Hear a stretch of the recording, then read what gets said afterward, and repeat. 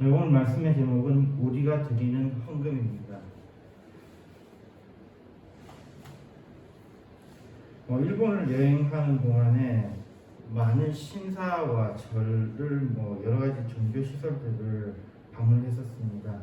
특히 신기했던 거는 신사 같은 경우가 가장 좀 신기했었는데요. 신사는 입장료를 받는 경우가 보통 없더라고요. 근데 절 같은 경우는 웬만하면 입장료를 다 받더라고요. 저는 웬만하면 입장료를 다 받는데 신사는 입장료를 받는 경우가 별로 없었습니다. 그럼에도 불구하고 이 신사와 절의 이게 실질적인 모습을 보니까 신사가 더 부유한 것 같아요. 되게 그 원인이 뭘까 궁금했었는데 들어가서 보니까 신사는 신사 앞에 가서 사람들이 돈을 투입을 하고 그 다음에 합장을 한 다음에 절을 하고 자기가 원하는 것을 비는 게 있더라고요. 그 다음에 또 한쪽에서는 가서 이렇게 자기 소원을 쓰는 그런 게 있어서 그거 하는데 그것도 돈을 내고 소원을 써서 또 일종의 운세 뽑기 이런 거라 그럴까요? 그걸 뽑고 좋은 운이 나오면 가져가든지 아니면 또 걸어놓든지 하든지, 그냥 나쁜 운이 나왔을 때는 그거를 이렇게 종이를 접어가지고 거기 보면 줄이 많이 걸려 있는데 거기 보면 전신에 그 쪽지들이 막 걸려 있습니다. 거기다 걸어요. 그렇게 함으로써 이 나쁜 복이 여기다 두고 가니까 나한테는 더 이상 따라오지 마라. 이런 의미로 한다는 이야기 같더라고요. 그러면서 이 신사를 보면은 계속해서 사람들이 옵니다. 1년 365일 계속해서 열려있고 그 신사에 온 사람들이 계속해서 그런 참배를 합니다. 그러면서 드는 생각이 저거 돈 되겠는데? 그 생각이 듭니다. 이거는 종교가 돈을 상당히 많이 벌 수 있는 시스템이다 라는 생각이에요. 사람들이 원하는 게 있으면 언제든지 신사에 와서 돈을 내고 기도하고 가는 거예요. 그러면서 또 한편으로는 왜 사람들이 이렇게 돈을 갖다 바칠까 생각이 들었습니다. 그리고 얼마 정도를 낼까도 되게 궁금했어요. 얼마 정도 낼까. 이게 아는 사람이 있어서 같이 신사에 갈 길이 있었는데 이 사람이 보니까 마치 자기가 오늘 특별히 헌금을 하는 날이다 라고 하더라고요. 특별 헌금하는 날에서 얼마를 하는가 봤더니 10,000엔을 헌금을 하더라고요. 10,000엔. 10,000엔이면은 우리 돈으로 100,000원 정도 하는 거잖아요. 이런 게 그래서 특별한 일이 있을 때마다 이렇게 10,000엔씩 헌금을 한다는 거예요. 그럼 보통은 어떻게 하느냐? 보통 때는 1,000엔짜리 아니면 1,000엔이 우리 돈 10,000원이죠. 이런 건 열 때도 있고 아니면 그냥 단순하게 기도를 드리러 갈 때는 한 200엔 정도 이렇게 던지고 투척하고 그다음에 기도를 하고 이렇게 하니까 그건 한 우리 돈으로 2,000원 정도 되고 이런 것도 보니까 대략 이런 사람들이 얼만큼 왔다 갔다 하는 거를 계산해 보면 상당히 큰 재정이 되겠더라고요. 그리고 아시다시피 이 모든 신사의 가장 끝에는 누가 있죠? 일본에 천황이 있죠. 일본에 천황이 있습니다. 그러니까 천황이 부자일 수밖에 없는 그런 부자더라고요. 게다가 또 이 사람들은 복을 비는 데 있어서 굉장히 절실하게 빌어요. 굉장히 절실하게. 그걸 보면서 그들의 삶의 무게가 느껴지더라고요. 그러니까 이게 일본에 국한된 이야기냐? 그렇지는 않습니다. 베트남 여행할 때도요. 절 같은 절을 이렇게 방문했었는데 같은 모습이었어요. 절을 방문할 때 같은 모습이었고요. 무엇을 그렇게 비는지 모르겠지만 너무나도 진지한 모습으로 빌고 있더라고요. 돈을 직접 바치는 경우도 있고 아니면 어떤 이렇게 부적 같은 걸 사더라고요. 그리고 그거를 저쪽 편에 화로가 있어요. 화로에서 그걸 태워가지고 거기서 빌고 있기도 하고 여러 가지 모습으로 하고 있더라고요. 그리고 특히 입시를 앞둔 학생들이 부모님들 손에 특히 어머니가 자주 그러더라고요. 어머니의 손에 이끌려서 와서 거기다 빌고 좋은 학교에 가게 해주세요. 이런 비는 모습들을 봤거든요. 베트남뿐만 아니고 태국을 가도 동남아의 어느 나라를 가도 이게 비슷한 모습이 나타나더라고요. 여기만 그러겠습니까? 아니나 다를까 필리핀에 갔는데 필리핀에서는 똑같은 걸 어디서 하냐면 성당에서 하고 있더라고요. 성당에서 그 상 앞에서 그 엄마들이 그렇게 빌고 있는 모습 보니까 정말 필리핀 사람들 이런 느낌이 들었습니다. 그리고 또 우리나라에도 학교 보면은 앞에 그 초등학교 앞에 부모님들이 끝나기 전에 다 모여가지고 있다가 애들 나오면 막 픽업에 가잖아요. 그 모습이 세계 어느 나라를 가도 비슷하게 나타나요. 필리핀에서도 똑같더라고요. 애들 뭐 끝나면 데리고 가고, 이게 장애에 대한 사랑이나 이런 것도 보면 참 이게 비슷하다는 생각이 듭니다. 이렇게 각각 사람들이 아마 이런 생각이 있는 것 같습니다. 신에게 빌 때에는 뭔가 재물을 가져가야 된다는 어떤 생각을 가지고 있는 것 같아요. 그러니까 비슷한 모습으로 나타나는 것 같습니다. 뭐 실제 그렇습니다. 우리가 사람에게 부탁을 해도 뭐 돈을 비롯해서 뇌물을 주잖아요. 사람한테도. 하다못해 사람한테 뭔가 부탁하는데 뇌물을 주는데 신에게 부탁하는데 이 뇌물 안 주면은 안 될 것 같은 그런 분위기? 제가 다른 교회 부교역자 시절이었습니다. 그 교회의 담임 목사가 유독 헌금에 집착하는 모습을 보였는데요. 제가 그 당시에 사례비가 30만 원 받았는데요. 우리 기독교에서 보통 이렇게 우리 장로교에서 이 사례비라고 주는 것들은 관례상으로 보통 부임한 날에 줍니다. 부임한 날에 줘서 그걸로 일단은 생활을 하라고. 사례비라는 게 원래 교육자들 생활비잖아요. 생활하라고 주는 거잖아요. 그러니까 이거는 일한 것에 대한 대가가 아닙니다. 일한 것에 대한 대가가 아니에요. 그게 굉장히 중요한 부분인데, 그래서 보통 사례비의 관리는 부임한 날 줍니다. 근데 이 교회는 끝날 때 준다고 그러더라고요. 거기서 심지어는 교회를 그만두고 나와도 안 주고 있다고 나중에 입금을 하더라고요. 그리고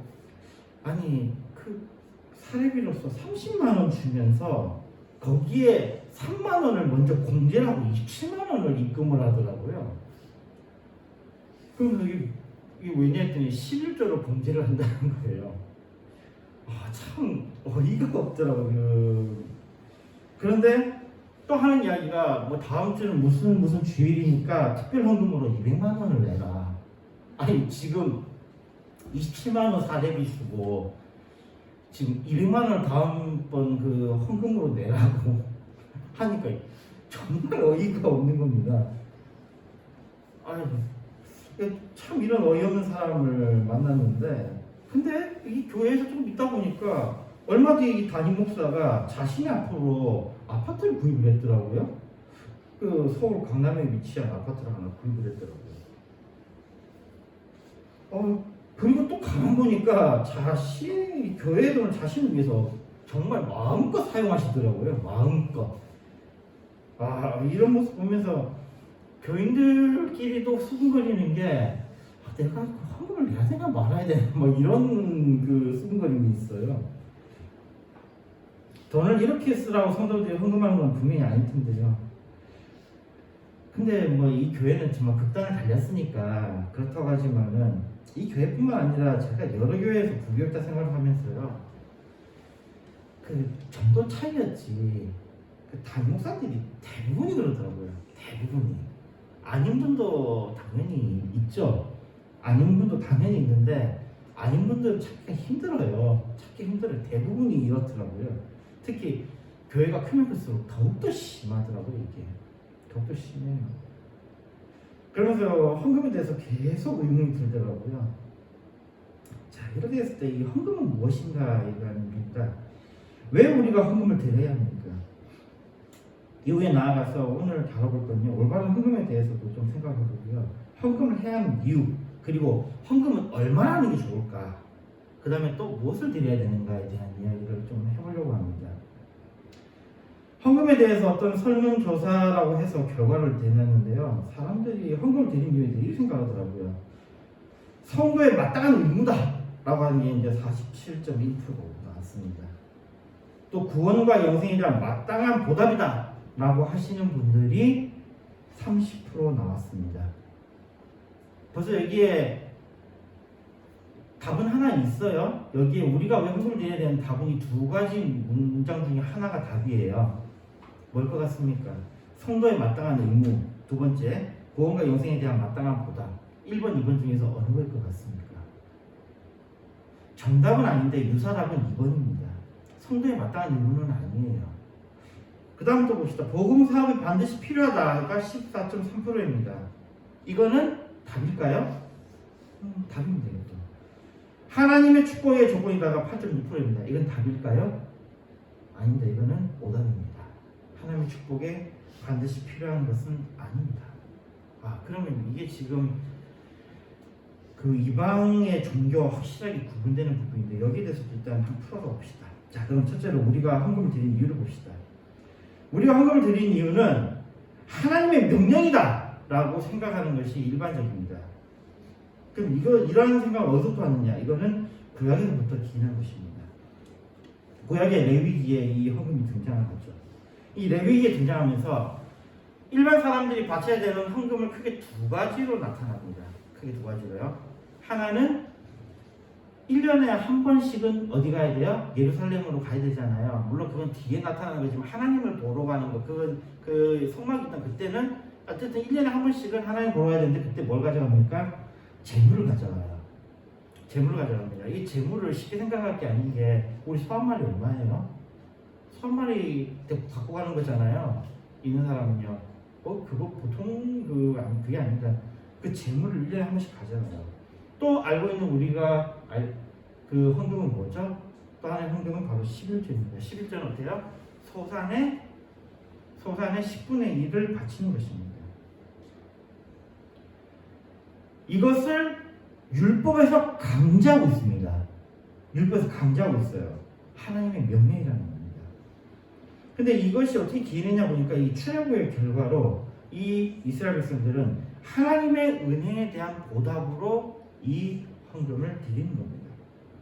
이게 이방의 신과 구분되는 부분인데요. 이방의 신들은 먼저 재물을 받습니다. 인간이 먼저 뇌물을 받고 일을 해주는 것처럼 이 이방의 신들은 먼저 재물을 받아요. 그리고 난 다음에 이 재물이 마음에 들면은 이 신이 응답을 하는 겁니다. 이게 일반적인 이방인 신들에게서 나타나는 모습이에요. 그러나 기독교의 하나님은 그 반대입니다. 먼저 베푸세요.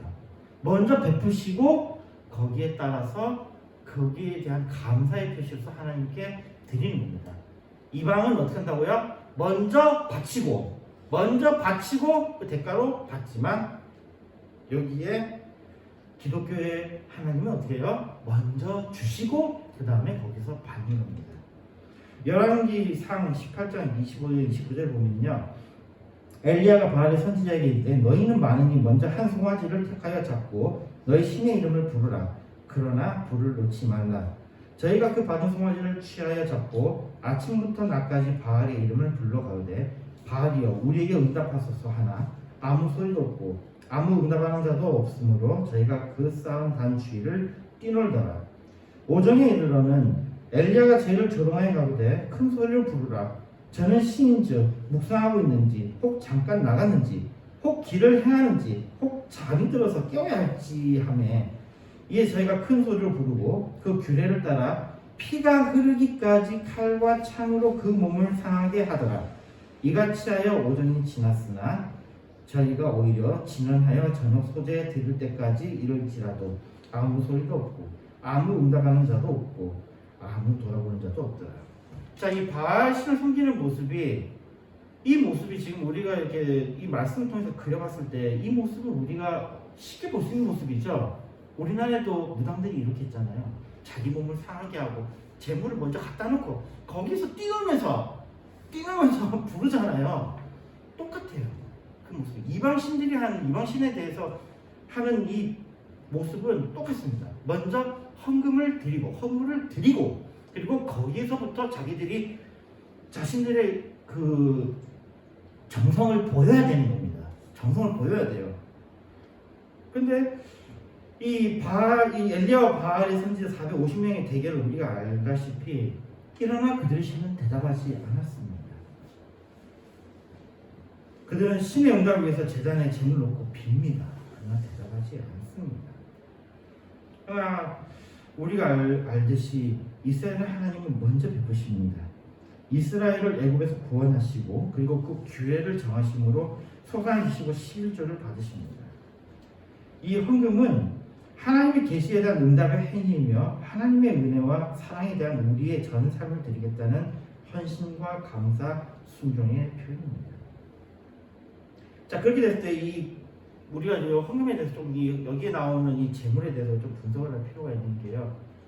자, 하나님께서 재물을 받으실 때에 먼저 이스라엘 백성들에게 재물을 주셨죠.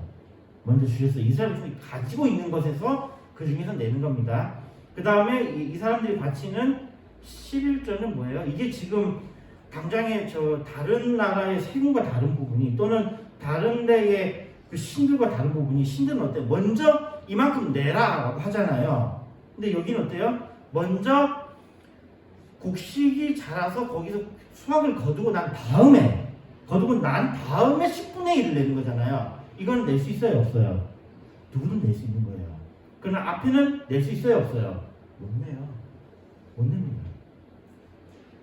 이런 부분에서 굉장한 차이가 있어요. 거기다가 이게 1년에 한 번 또 재물을 바친다고 그랬잖아요. 이 재물이라는 게 뭐냐면은 죄를 그 짐승에게 전가시키는 거예요. 이 안수한다라는 것은 그 나의 죄를 네가 가져가라는 의미예요.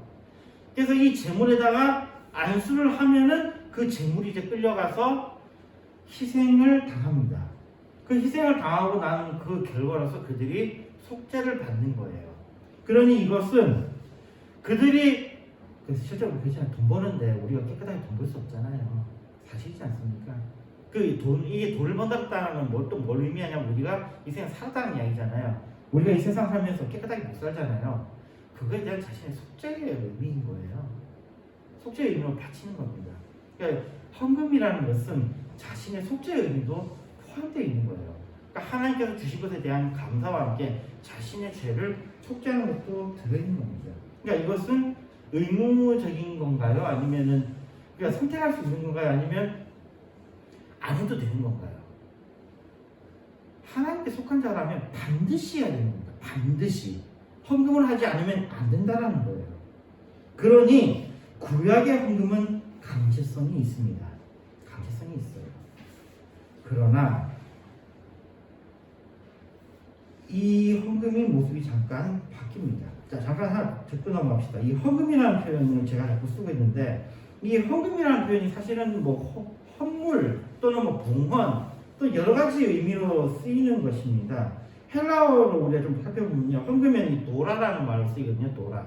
도라가 뭐냐면 도론이라는 그 단어가 도론은 선물을 도론이라고 그래요. 선물. 우리가 잘 알고 있는 단어 있죠. 판도라 있잖아요. 판도라. 판이 모든의 뜻이잖아요. 도라는 선물이에요. 모든 선물. 그러니까 판도라의 상자 뭐예요? 이 세상에 모든 악한 거 다 줬잖아요. 모든 악한 거 다 주고 대신에 하나가 남아 있었다고 하는 게 그 시내 나오잖아요. 하나 좋은 게 뭐였다? 그게 희망이다, 소망이다. 그런 이야기 있잖아요. 그 도라예요. 그 도라라는 그 표현을 그대로 성경에서 이 헌금을 쓸 때 이 표현을 씁니다. 여기에 이 도라라는 건요, 선물 또는 예물, 봉헌물, 재물 모든 것을 포함합니다. 그러니까 우리가 헌금하면 돈만 생각할 수 있는데 돈이 아닌 모든 것들을 다 포함하는 거예요. 드려지는 모든 것들을 포함한다고 볼 수 있습니다. 또 고린도후서 9장 5절에 보면요, 이러므로 내가 이 형제들로 먼저 너희에게 가서 너희에게 전에 약속한 연보를 미리 준비케 하도록 구매하는 것이 필요한 줄 생각하였느니 이렇게 준비하여 참 연보답고 억지가 아니니라라는 말이 있습니다. 여기 보니까 헌금이라는 말 대신에 연보라는 단어를 쓰고 있죠. 이 연보가 그 헬라어로는 에울로기아라고 되어 있습니다. 에울로기아.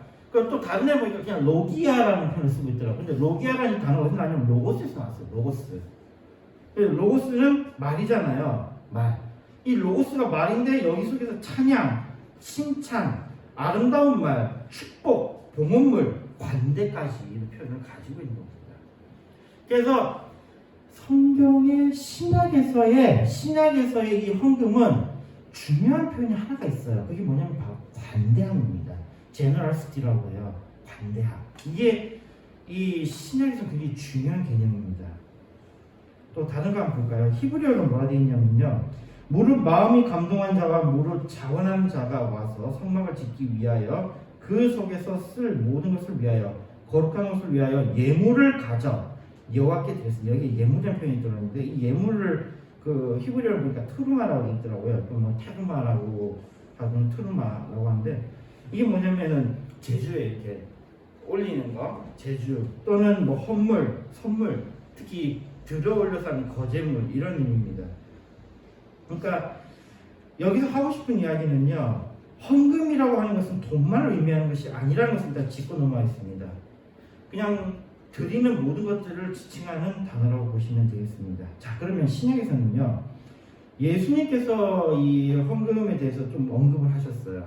그 성전에 앉아서 이렇게 헌금 보신다니, 또는 그 권력자들이 헌금하는 모습에 대해서 예수님께서 꾸짖으실 때 그때 헌금에 대한 이야기를 좀 하셨는데, 재밌게도요, 그 이후에는 이 헌금이라는 단어가, 이 헌금이라는 이 의미가 신약에서는 사라집니다. 신약에서는 헌금에 관한 개념이 사라져요. 이게 요즘 중요한 키포인트입니다. 신약에는 헌금의 개념이 사라집니다. 그러면 많은 다른 목사님들은 또는 신학자들은 이 헌금에 대해서, 신약의 헌금에 대해서 그 이야기할 때 고린도후서를 많이 인용하거든요. 왜냐하면 고린도후서의 전체 이야기가 뭐예요? 연보에 관한 이야기예요. 고린도후서는 전체가 연보에 관한 이야기입니다. 어떻게 보면 헌금에 관한 이야기라고 하면 딱 좋거든요. 많은 헌금을 강조하시는 분들이 고린도후서 가지고 헌금에 대해서 말씀하십니다. 고린도후서의 말씀을 통해서 우리가 내야 하는 헌금에 대해서 강하게 주장합니다.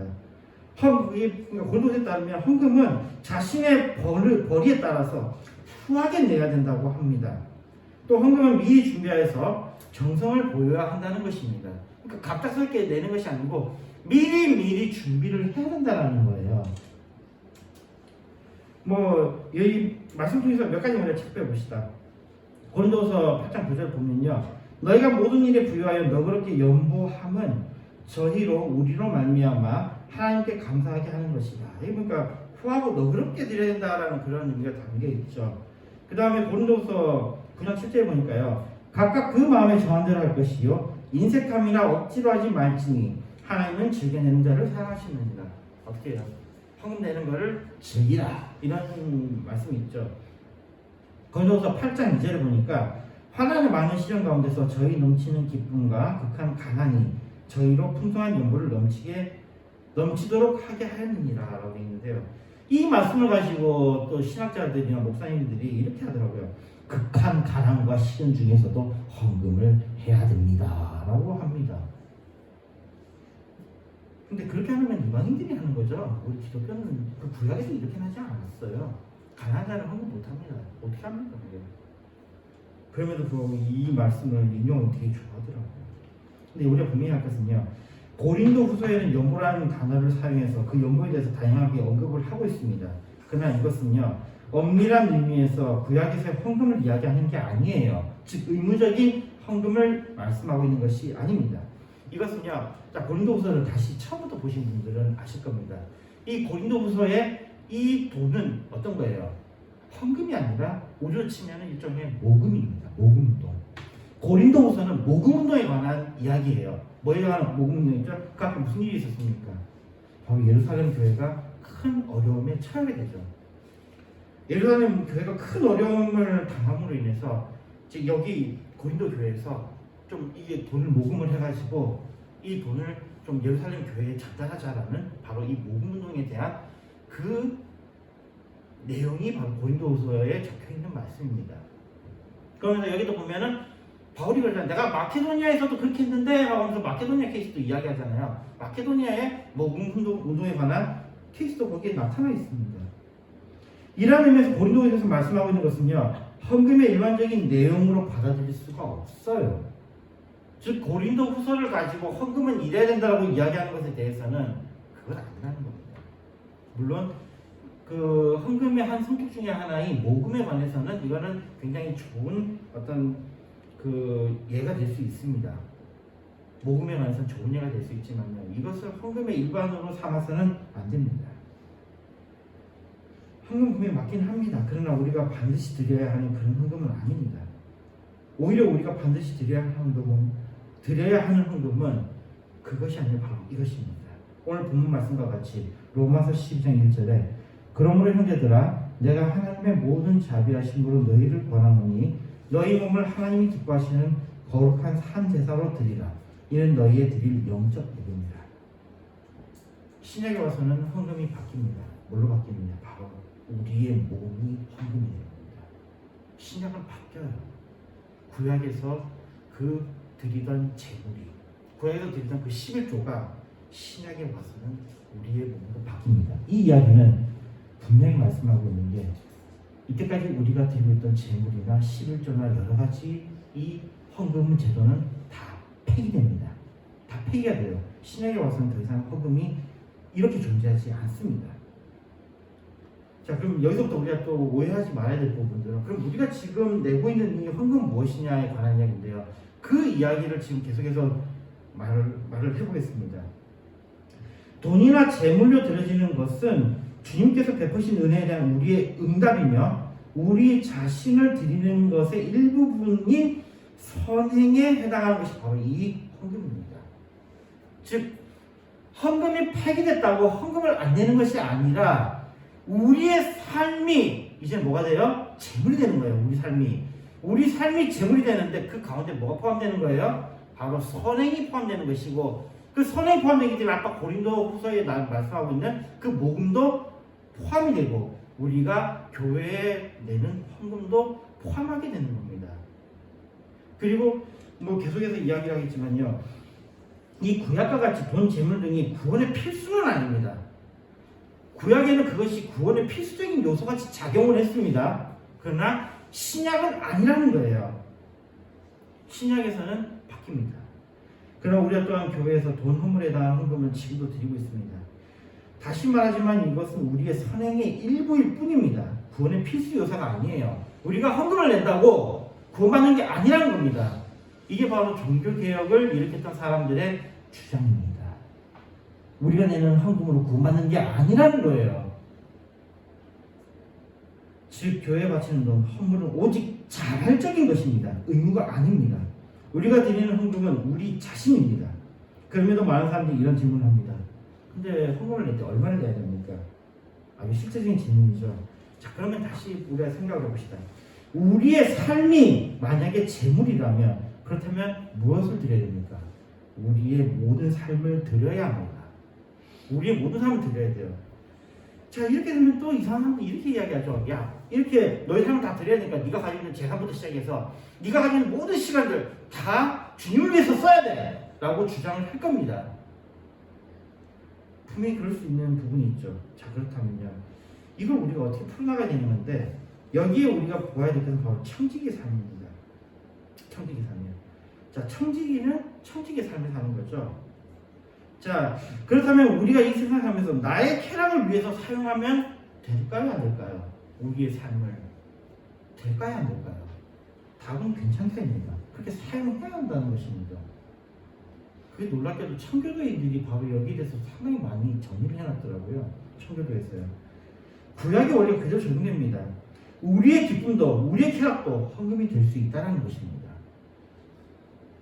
그러면 좀 더 실질적인 질문을 해봅시다. 그럼 교회는요? 이것을 기준으로 삼았으면 좋겠습니다.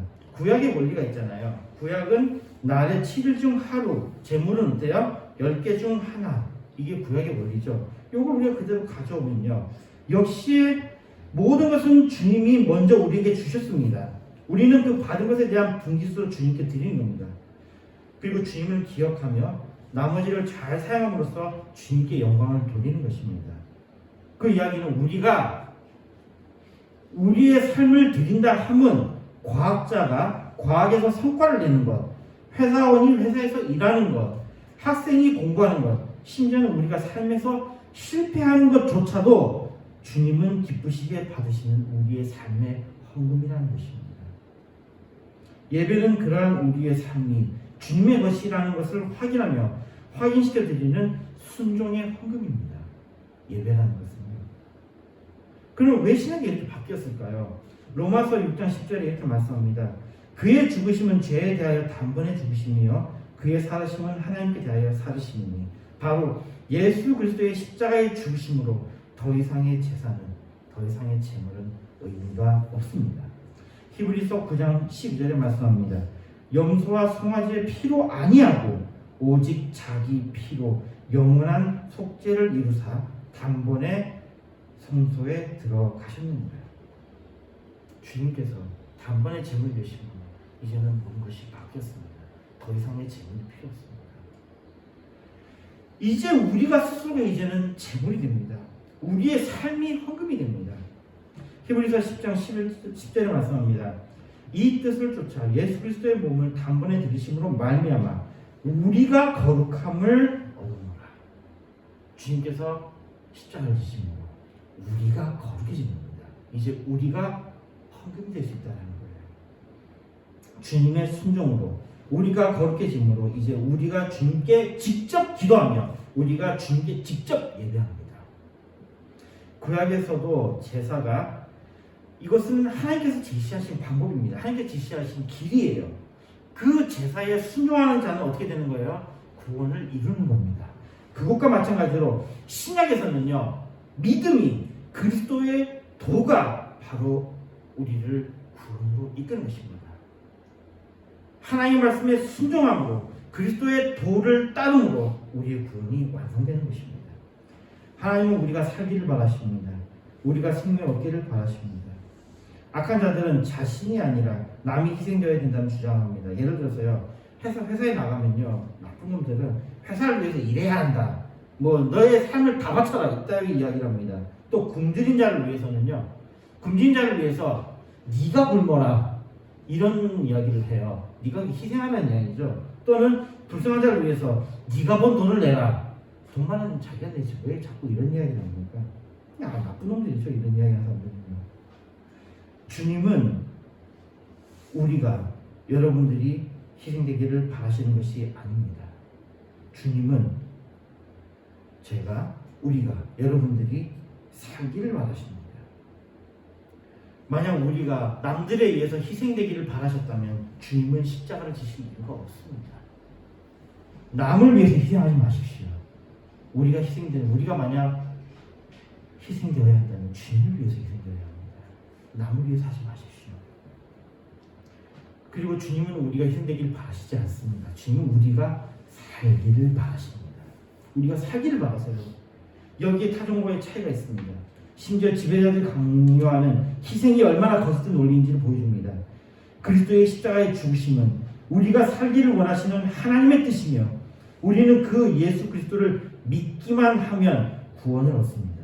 새 생명을 얻습니다. 우리가 하나님의 헌금이 되는 것입니다. 말씀 읽겠습니다. 우리가 헌금을 드리는 이유는 우리가 하나님께 받은 은혜에 대한 우리의 응답입니다. 하나님께서 우리에게 먼저 주셨고 우리는 그 주신 것에 대해서 감사함을 표현함과 동시에 주님의 명령에 순종하겠다는 표시가 바로 헌금인 것입니다. 즉 우리에게 주어진 어떠한 것도 내 것이 아니라 하나님께서 맡겨주신 것, 그래서 이것을 사용함에도 하나님의 뜻에 따라 사용하는 것이라는 순종의 의미입니다. 우리의 헌금은 주님의 은혜, 주님의 사랑에 대한 우리의 응답이 되어야 합니다. 우리가 드리는 헌금은 돈이나 헌물 같은 것이 아닙니다. 우리가 드리는 헌금은 바로 우리의 삶입니다. 하나님께서 우리에게 은혜를 베푸셔서 우리로 살게 하셨습니다. 우리에게 새 생명을 주셨고 생명을 향한 참 소망을 주셨습니다. 우리의 헌금은 바로 하나님의 은혜에 대해서 감사하며 우리에게 주어진 우리의 삶을 아름답게 살아가는 것입니다. 예수 그리스도의 단번에 제물 되심으로 이제는 우리가 하나님의 지성소에 담대히 나아갈 수 있습니다. 우리가 예배하며 우리가 기도합니다. 우리의 삶이 하나님께 드려지는 제물이며 헌금입니다. 구약의 11조가 중요한 헌금이었다면 신약 이후에는 우리의 삶에서 가장 중요한 헌금은 예배입니다. 요한복음 4장 24절에 말씀합니다. 하나님은 영이시니 예배하는 자가 신령과 진정으로 예배할지니라. 영으로 참 예배하는 복된 우리가 되었으면 합니다. 좀 더 첨언하자면 7일 중 6일은 우리의 삶을 위해서 일하며 먹고 마시며 즐기며 살아가며 그리고 주일은 예배함으로 우리의 전 삶을 주님께 드리는 것입니다. 우리가 드리는 헌금은 우리가 우리에게 베풀어 주신 주님의 은혜에 대해서 우리 역시도 관대히 선행을 베푸는 것을 포함합니다. 신약에 와서는 더 이상의 의무적인 헌금은 존재하지 않습니다. 우리가 세상에서 살아감이 헌금이기 때문입니다. 그럼에도 우리가 우리의 재물을 나누면 주님의 은혜에 대한 우리의 응답이 우리의 선행이며 우리에게 제물로 복 주시는 주님께 나의 것의 10분의 1을 드림으로 즉 11조를 드림으로 모든 것이 주께 왔음을 기억하며 나머지 10분의 9를 잘 사용할 것에 대한 다짐을 하는 것입니다. 때때로 어려운 상황을 위해서 특별 헌금, 모금에 동참함은 또한 봉사활동에 동참함은 나 역시도 이 세상의 나그네이며 주님의 은혜 없이 살 수 없음을 기억하며 우리가 누구인지를 깨달으며 주님께서 베풀어 주신 은혜에 감사하는 겸손할 수 있는 기회, 주님의 자녀가 될 수 있는 기회를 얻는 것입니다. 다시 한번 강조합니다. 우리의 모든 것을 주님께 드리면 주님께 7일 중 하루 주일에 주님께 예배하며 그 외의 유기는 우리에게 맡겨진 우리의 일에 충실함으로 우리의 삶을 살아가는 것입니다. 우리의 삶을 온전히 주께 헌금하는, 그래서 주님의 복에 복을 받는 우리가 되기를 소망합니다. 말라기 3장 10절의 말씀입니다. 만군의 여호와가 이르노라 너희의 온전한 11조를 창고에 들여 나의 집에 양식이 있게 하고 그것으로 나를 시험하여 내가 하늘문을 열어 너희에게 복을 쌓을 것이 없도록 붙지 아니하나 보라. 기도하겠습니다. 하나님 아버지 감사합니다. 우리의 삶에 온전한 헌금을 드릴 수 있는 제를 되게 인도하여 주시옵소서. 예수님의 기도했습니다. 아멘. 찬송가 89장 부르면서 준비하신 헌금하셨습니다.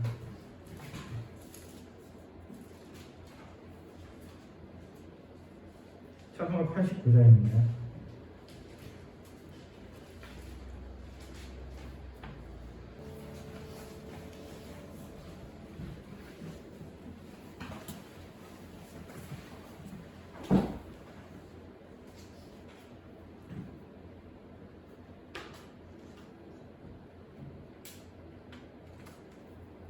기도하겠습니다.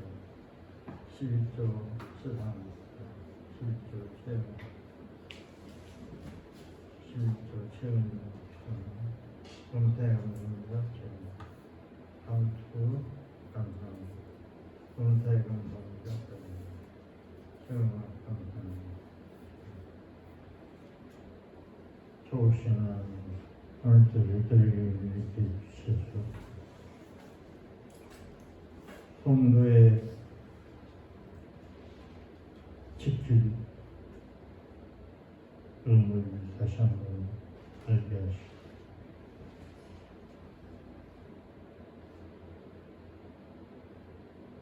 하나님께서 기뻐 받으시는 사안지사를 드릴 수 있도록 은혜의 은혜를 더하여 주옵소서. 이 시간에 11조로 감사를 드리는 것으로 되었습니다. 이 예물이 쓰여지는 것에 하나님의 나라가 확장되게 하시고 삶 살리고 영혼 살리고 생명 살리는 데 사용해 주시옵소서. 주님 도와 주옵소서. 오늘도 주의 은혜가 넘치는 것 감사합니다. 주님이 날마다 함께 하시고 인도하시고 지켜주시고 보호해 주시고 함께 하심을 감사합니다. 꼭 아버지 하나님 이 지역을 살리는 모형과가 되게 있도록 전도가 되어지도록 주님 도와주옵소서. 감사드리고 예수님의 이름으로 기도드립니다. 아멘. 찬송가의 시작입니다.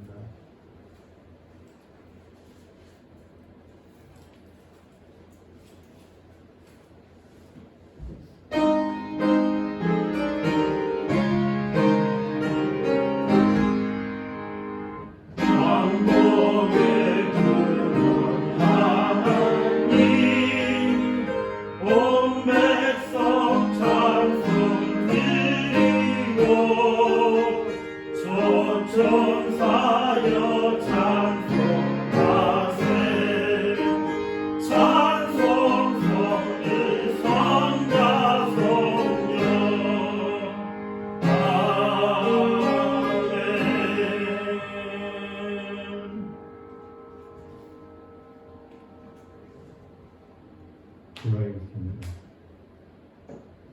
우리 구주 예수 그리스도의 은혜와